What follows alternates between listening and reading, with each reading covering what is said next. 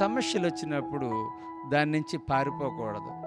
దేవుడు మనకిచ్చిన బాధ్యతను పూర్తి చేసి అది కంప్లీట్ చేసినప్పుడు యోసేపును ఫరో తర్వాత ఫరో అంతటి వానిగా హెచ్చించిన దేవుడు యేసుక్రీస్తు ప్రభువారిని మరణము నుండి సమాధి నుంచి లేపి తండ్రి తన కుడి పార్శ్వమున కూర్చొని రీతిగా నిన్ను కూడా ఆ దీన స్థితి నుంచి ఉన్నతమైన స్థితికి హెచ్చించగలడని మనం నమ్ముదాం.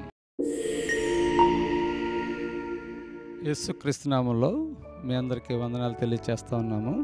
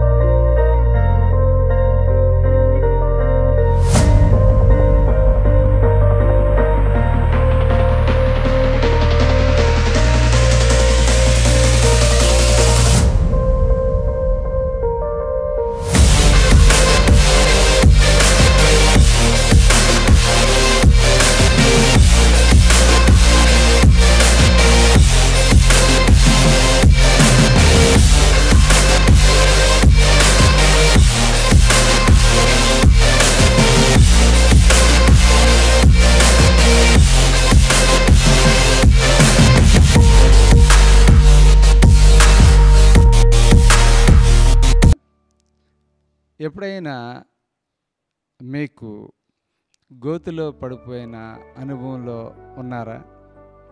మోసపోయిన అనుభవంలో ఉన్నారా? పేతురు నీటి మీద నడుస్తూ ప్రభువా నన్ను రక్షించు అని అరుస్తున్నాడు. కారణం ఏంటంటే అతను మునిగిపోయే అనుభవంలో ఉన్నాడు. దేవుని చేత ఎన్నుకొనబడిన అనేక మంది గుంతలో పడ్డారు, అలాగే డెన్స్లో పడ్డారు, ఇంకా అనేక సందర్భాల్లో చాలా ఇబ్బందులకు గురయ్యారు. ఉదాహరణకి దావీదు మహారాజుని దేవుడు ఎన్నుకొని గొర్రెల దొడ్డి నుంచి రప్పించి ఇశ్రాయేలీయుల పైన అధికారం చేశాడు. కానీ ఆయనకి సమస్య వచ్చినప్పుడు అతనట అదుల్లాము గుహలోనికి పోయి దాక్కున్నాడంట. మనం దీన్ని సమూయేలు మొదటి గ్రంథము 22వ అధ్యాయము 1వ వచనం 2వ వచనంలో చూస్తాం. దేవుని బిడ్డలకి సమస్యల ఈవెన్ ప్రవక్తలకే రావడం మనం చూస్తాం. ఏలియా భయపడి ఒక గుహలో దాక్కున్నాడు. అంటే ప్రాణభయం ప్రతి ఒక్కరికే ఉంది. దేవుని చేత ఎన్నుకోబడ్డారు, అభిషేకించబడ్డారు, నడిపించబడుతున్నారు అంటే అది సరిపోవడం లేదు. ఏమవుతుందంటే సమస్యలు ప్రతి ఒక్కరికి కూడా వస్తూ ఉన్నాయి. నేను చూస్తూ ఉన్నాను, ఇర్మియా కోసం నేను ధ్యానం చేసినప్పుడు ఇర్మియాను ఒక గోతిలోకి తోసేశారు. అదృష్టం, ఆ గోతిలో నీళ్లు లేవు కానీ ఊపు ఉంది. అతను అందులో దిగిపోతూ ఉన్నాడు. కానీ మరి దేవుడు ఆయన ఎన్నుకున్నాడు కదా. షద్రకు, మేషకు, అబేద్నెగో వీరికి ఒక అదృష్టం వచ్చింది. ఏంటి అదృష్టం? అగ్నిగుండంలో పడే ఒక అదృష్టం. నిజానికి మరి అక్కడ ప్రాంతంలో మరి చాలామంది ఉండొచ్చు, కానీ వీరే వెళ్ళవలసిన అవసరం వచ్చింది. బహుశా ఆ సమయంలో షద్రకు, మేషకు, అబేద్నెగోలు యవనస్తులు, మరి ఇంకా పెళ్ళయి ఉండదు, చాలా జీవితం జీవించాలి. అలాంటి సందర్భంలో ప్రభువా మమ్మల్ని ఎందుకు అనుకున్నావు ఈ అగ్నిగుండంలో తోసివేయడానికని చాలా డిస్కరేజ్ అయిపోయి ఉండొచ్చు. ఎంతగానో దేవునికి ప్రార్థన చేసి ఉండొచ్చు. ఆ టైంలో ఇంకా కఠినమైన తీర్మానానికి వచ్చారు. మా దేవుడు మమ్మల్ని రక్షించినా రక్షించకపోయినా అనే ఒక కఠినమైన నియమానికి వచ్చాడు. కానీ మన దేవుడు రక్షించే దేవుడు. యెషయా గ్రంథంలో ఏమంటా తెలుసా? మీరు నదులలో బడి వెళ్ళినప్పటికీ నీళ్లు మిమ్మల్ని ముంచవు, అగ్నిలోబడి వెళ్ళినప్పటికీ అవి మిమ్మల్ని తాకవు. కారణం ఏంటంటే దేవుడు మనకు తోడుగా ఉన్న దేవుడు. నేను చదువుతూ ఉన్నప్పుడు దేవుడు మనకు తోడుగా, మనతో ఉన్న దేవుడా, మనలో ఉన్న దేవుడా?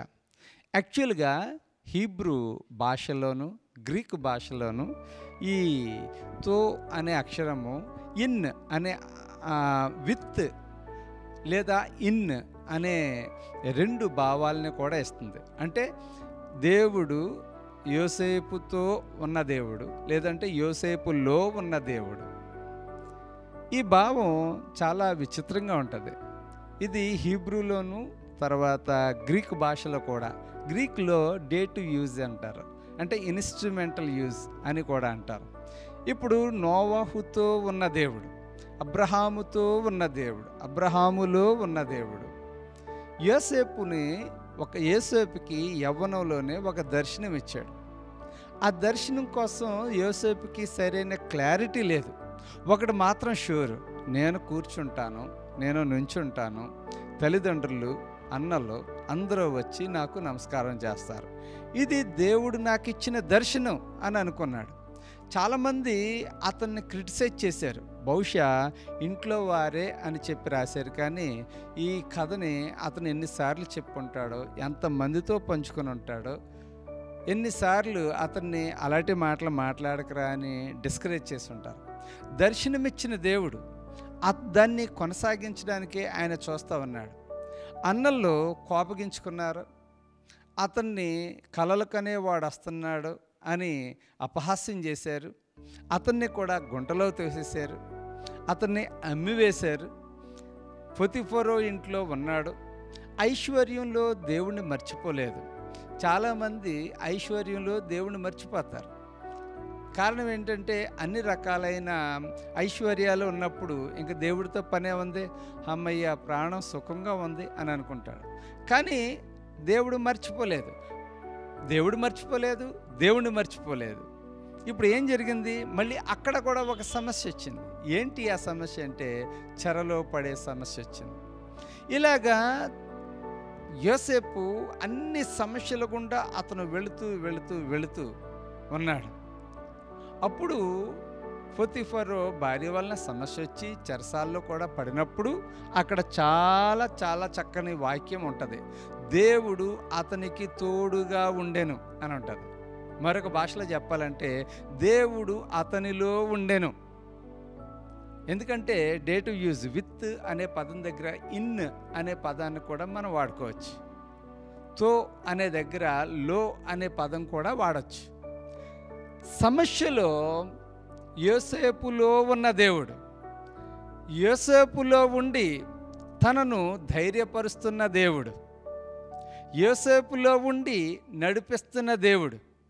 యోసేపులో ఏ విధంగా నివసించాడు? ఆయన తన ఆత్మ ద్వారా నివసించాడు. అదే క్రైస్తవులకు ఇవ్వబడిన గొప్ప దీవెన, ఆశీర్వాదం. మనము చాలా సందర్భాల్లో డిస్కరేజ్ అయిపోయినప్పుడు మనలో ఉన్న ఆత్మదేవుడు మనలను బలపరుస్తాడు. మనలో ఉన్న పరిశుద్ధాత్ముడు మనకు ఓదార్పును కలుగజేస్తాడు. ఆయన డిస్కరేజ్ అవనివాడు. ఆయన ధైర్యంతో ముందుకు నడిచేలా ఆయన చూస్తూ ఉంటాడు. చదువుతూ ఉన్నప్పుడు మనందరికీ కూడా అర్థమయ్యేది ఏంటంటే యోసేపుకి క్లారిటీ లేదు తన దర్శనం కోసం. కానీ దేవుడు అతనిని నడిపించడం మొదలుపెట్టాడు. సమస్యల గుండా నడిపించాడు. తట్టుకుని నిలబడే శక్తినిచ్చాడు. క్రొత్త నిబంధనలో యేసుక్రీస్తుని కూడా మనం చూసినప్పుడు ప్రభు పుట్టినప్పుడు మరి సమస్య వచ్చింది. ఆయన ఎదుగుతూ ఉన్నప్పుడు సమస్య ఎదిగింది. ఆయన ఉపవాసం చేయాలి అనుకున్నప్పుడు సాతాను శోధించడం మొదలుపెట్టాడు. ఆయన సువార్త సేవ ప్రారంభంలో అనేకమైన సమస్యలు, యాజకులతో సమస్యలు, పరిసయ్యులతో సమస్యలు, సద్దూకయ్యులతో సమస్యలు, ఇంటివారితో సమస్యలు. యోహాను రాసిన సువార్తలోను మత్తయి సువార్తలోను చాలా క్లియర్గా రాయబడి ఉంటుంది. ఆయన జీవించిన కాలంలో ఆయన సోదరులు కానీ సోదరులు కానీ ఆయన యందు విశ్వాసం ఉంచలేదు. అవును, కారణం ఏంటంటే ఆయన ఒక విజన్ కోసం, దేవుని యొక్క చిత్తం కోసం పని చేస్తున్నాడు. అది ఎదుటివారికి వెరితనముగా ఉండొచ్చు. కారణం ఏంటంటే దేవుని చిత్తము అది పొందుకున్న వారికి తప్ప బయట వారికి అర్థం కాదు. కొన్నిసార్లు ఎంత పిచ్చేటి, ఎంత వెర్రేటి, దేవుడంటే, దేవుని సేవ అంటే, మిషనరీగా ఉండాలని ఎందుకు అనుకుంటున్నారు? ఎంత సమస్యల్లో కూడా చేయాలా దేవుని సేవ? ఇలాగా చాలామంది అనుకుంటూ ఉంటారు. ఒక ఆయన చాలా చక్కని పాట రాశాడు. ఎండవానాలనియు జడిసి ఎంతకాలము మూలనుందువు, కండలను ప్రేమింతువేమన్నా. చాలా చక్కని పాట. ఎండొచ్చింది, లోపల విశ్రాంతి తీసుకుందాం. వర్షం వస్తుంది, మనం ఆరోగ్యం పాడవుతుంది బయటకు వెళ్తే. ఇలాగ అనుకుంటూ ఉన్నప్పుడు నీ దర్శనం ప్రకారం నువ్వు జీవించలేవు. కారణం ఏంటంటే, మనం ఏదైనా దేవుడు మనకు దర్శనం ఇచ్చినప్పుడు దాని గుండా మనం వెళ్తూ ఉన్నప్పుడు మనం చాలాసార్లు డిస్కరేజ్ అవుతాం. యేసుక్రీస్తు ప్రభువారు అనేక సార్లు డిస్కరేజ్ అయ్యారు. యేసుక్రీస్తు ప్రభువారి కోసం ఆయన బాప్తిసం తీసుకున్నప్పుడు, ఈయన నా ప్రియకుమారుడు, ఈయన యందు నేను ఆనందిస్తున్నాను. ఎంత చక్కని మాట. మరి ఆయనట ఈ పర్వతం మీద నుంచి తోసేయాలనుకున్నారట. అక్కడి నుంచి తప్పించుకున్నాడు ఆయన. ఆయన కోసం ప్రత్యేకంగా దేవాలయంలో ఒక ప్లాట్, ఒక కుట్ర, ఆయన్ని అమ్మివేయడానికి కుట్ర, కొనుక్కోవడానికి కుట్ర, ఈ విషయాలు ప్రభువుకు తెలుసు. కానీ ఆయన దేవునికి సన్నిధిలో ప్రార్థన చేస్తున్నాడు. తండ్రి, నీవు నేను ఏకమై ఉన్నాము. ఈ విషయాన్ని ప్రజలు తెలుసుకోవాలి. నీవు నన్ను నడిపిస్తున్నావు, నీవు నాలో ఉన్నావు, అందుకనే నేను ధైర్యంగా ఉన్నాను. ఎంత చక్కని మాట. ఈరోజు క్రైస్తవులకు దేవుడిచ్చే చక్కని బలము, చక్కని ప్రోత్సాహం ఏంటంటే, యోసేపుకి ఇవ్వబడిన దర్శనము దేవుడు అతని జీవితంలో దాన్ని నెరవేర్చాడు. అన్ని సమస్యల గుండా వెళ్ళినప్పటికీ దేవుడు అతనిని ఫరో తర్వాత ఫరో అంతటి వాణ్ణి చేశాడు. యేసుక్రీస్తు జీవితంలో కూడా ఎన్నో సమస్యలు, ఎన్నో నిందలు, అవమానాలు. ఆయన్ని చివరికి చంపేయాలని అనుకున్నారు. కానీ 3వ రోజున ఆయన లేచాడు. బైబిల్లో రాయబడి ఉంటుంది, ఇప్పుడు ఆయన తండ్రి కుడి పార్శ్వమున కూర్చున్నాడు. ఎంత గొప్ప ధన్యత. రోజున దేవుడు నీకు ఒక విజన్ ఇచ్చాడు, నీకు ఒక ఉద్దేశాన్ని ఇచ్చాడు. ఆ విజను సువార్తను గురించి కావచ్చు, ఆ విజను నీ కుటుంబం అభివృద్ధి చేయాలని ఒక బాధ్యత కావచ్చు, ఆ విజను తల్లిదండ్రుల పట్ల బాధ్యత కావచ్చు, అది నీ బిడ్డల పట్ల బాధ్యత కావచ్చు. నీ పనిని నీవు చేయాలి, అర్ధంతరంగా మధ్యలో విడిచిపెట్టేయకూడదు. చాలామంది ఏం చేస్తారంటే, డిస్కరేజ్ అయిపోయాను, నేను చేయలేకపోతున్నాను, ఇంక మానేస్తాను. కొంతమంది పని మానేస్తారు, కొంతమంది చనిపోతారు. చూడండి, చాలాసార్లు ఇంటర్మీడియట్ విద్యార్థులు, లేదంటే డిగ్రీ చదివే విద్యార్థులు, ఇంజనీరింగ్ చదివే విద్యార్థులు, ఈ చదువుని నేను చదవలేకపోతున్నాను అని చెప్పి ఆత్మహత్యలు చేసుకుంటారు. కొంతమంది ఇల్లు వదిలిపెట్టి వెళ్ళిపోతున్నారంట భర్తలు, ఈ కుటుంబాన్ని నేను పోషించలేకపోతున్నాను. ఒక్కొక్కసారి న్యూస్ పేపర్లో చదివినప్పుడు చాలా విచిత్రంగా ఉంటుంది. ఏంటి, నా భర్త ఇల్లు విడిచిపెట్టిపోయాడు, ఇంటికి ఇప్పటికే రాలేదు. యాక్చువల్గా 7 సంవత్సరాలు అయిపోతే అతను చనిపోయిన వాడి కింద లెక్కేసుకోవచ్చు. కానీ మనసు అంగీకరించదు కదా. చాలామంది బాధ్యతను విస్మరించి వెళ్ళిపోతున్నారు. దేవుడిచ్చిన దర్శనాన్ని మధ్యలో విడిచిపెట్టి వెళ్ళిపోతున్నారు. దీన్నే పౌలు గారు ఏంటాడంటే, వాడ పగిలిన వారి వలె ఉన్నారు, వారిలో హోమయోన్ ఉన్నాడు. అంటే సముద్రం మీద ఓడ ప్రయాణానికి ప్రారంభమైంది, మధ్యలోకి వెళ్ళింది, తుఫాను వచ్చింది. ఇంకా ఇలాగ వెళ్తున్నప్పుడు అది మధ్యలో పగిలిపోయింది అనుకోండి, అది దాని టార్గెట్ పూర్తి చేసినట్టు కాదు. క్రైస్తవ జీవితము నీటి మీద ప్రయాణంలా ప్రారంభమైంది. అనేకమైన ఆటుపోట్లు, సమస్యలు. ఇలాంటి సమస్యల మధ్య మనం ధైర్యంగా ఉండాలి. యేసుక్రీస్తు ప్రభువారు గెత్సెమనే తోటలో ప్రార్థన చేస్తున్నారు. ప్రభువా, నీ చిత్తమైతే, తండ్రి నీ చిత్తమైతే ఈ గిన్నెను నా యొద్ద నుండి తొలగించు. కారణం ఏంటంటే, నేను ఈ పని నిమిత్తమే వచ్చాను, ఈ పని చేయాలనుకుంటున్నాను, ఇది నువ్వు నాకు ఇచ్చిన పని, నేను చేస్తున్నాను. కానీ నేను తట్టుకోలేనంత భారంగా ఉంది ఇది, నీ చిత్తమైతే దీన్ని తొలగించు. ఈరోజు ఈ 40 దినాల లెంట్ దినాల్లో నీ ప్రార్థన, నా ప్రార్థన. సమస్యలు వచ్చినప్పుడు దాని నుంచి పారిపోకూడదు. దేవుడు మనకిచ్చిన బాధ్యతను పూర్తి చేసి అది కంప్లీట్ చేసినప్పుడు యోసేపును ఫరో తర్వాత ఫరో అంతటి వానిగా హెచ్చించిన దేవుడు యేసుక్రీస్తు ప్రభు వారిని మరణము నుండి సమాధి నుంచి లేపి తండ్రి తన కుడి పార్శ్వమున పెట్టిన రీతిగా నిన్ను కూడా ఆ దీన స్థితి నుంచి ఉన్నతమైన స్థితికి హెచ్చించగలడని మనం నమ్ముదాం. దేవునికి స్తోత్రం. అలాంటి గొప్ప దేవుని యొక్క ఆత్మ నీలో నివసిస్తుందంట. నీతో ఉంది, నీలో ఉంది. కాబట్టి ఏ విషయంలోనూ డిస్కరేజ్ కాకూడదు. యోసేపుకి ఇవ్వబడిన దర్శనం, ఆ దర్శనం ప్రకారముగా అతను నడవలేకపోతున్నప్పుడు దేవుడే అతనికి తోడుగా ఉండి ధైర్యంనిచ్చి ముందుకు నడిపిస్తున్నాడు. దావీదు అనేక సందర్భాల్లో ప్రార్థన చేస్తాడు. నా ప్రాణమా, నాలో నీ వేళ కృంగి ఉన్నావు, యెహోవా యందు నిరీక్షణ ఉంచు. ఎంత గొప్ప ప్రార్థన! ఆ ప్రార్థన నీ ప్రార్థన, నా ప్రార్థన అయి ఉండాలి. మన మానవ జీవితాల్లో, ఉద్యోగాల్లో, మన అనుదిన జీవితంలో ఎదురయ్యే ప్రతి విధమైన కష్టాలని, ఇరుకులు, ఇబ్బందుల్ని మనము దేవుని సన్నిధానానికి తీసుకొచ్చి దేవుని సన్నిధిలో పెట్టి ప్రార్థన చేసి దేవుని చేత, దేవుని ఆత్మ చేత ధైర్యం పొందుకున్న వారమై మనం ముందుకు సాగిపోదాం. ఆ విధంగా చేసినప్పుడు దేవుడు కూడా నిన్ను ఉన్నతమైన స్థాయికి హెచ్చించగలడని నేను నమ్ముతున్నాను. దేవుడు మనలను దీవించునుగాక. చిన్న ప్రార్థన చేసుకుందాం. పరిశుద్ధుడైన తండ్రి, మాతో ఉన్న దేవ, నాతో ఉన్న దేవ, నాలో ఉన్న దేవ, యోసేపుతో ఉన్న దేవ, యోసేపులో ఉండి అతన్ని నడిపించిన దేవ, ఈరోజు ఎవరైతే శ్రమల గుండా వెళుతూ ఉన్నారో వారితో ఉండండి, వారిలో ఉండండి. వారికి ఇచ్చిన బాధ్యతను కంప్లీట్ చేయడానికి సహాయం చేయండి. వారికి అప్పచెప్పబడిన పనిని వారు సంపూర్తి చేయనప్పుడు అనేకమైన సమస్యలు ఎదురవుతూ ఉంటాయి. వాటిని పూర్తి చేసి తండ్రి ఇంకా ముందుకు సాగిపోవడానికి సహాయం చేయండి. ఆ విధంగా వారు దీవించబడ్డానికి సహాయం చేయండి. ఈ రోజున అనేక మంది చాలా ఇబ్బందుల్లో ఉన్నారు. విద్యార్థులు వారికి అప్పచెప్పబడిన చదువును చదవలేకపోతూ ఉన్నారు. అనేక మంది ఇంజనీరింగ్ విద్యార్థులు మధ్యలో చదవలేక తండ్రి ఆత్మహత్యలు చేసుకుంటూ ఉన్నారు.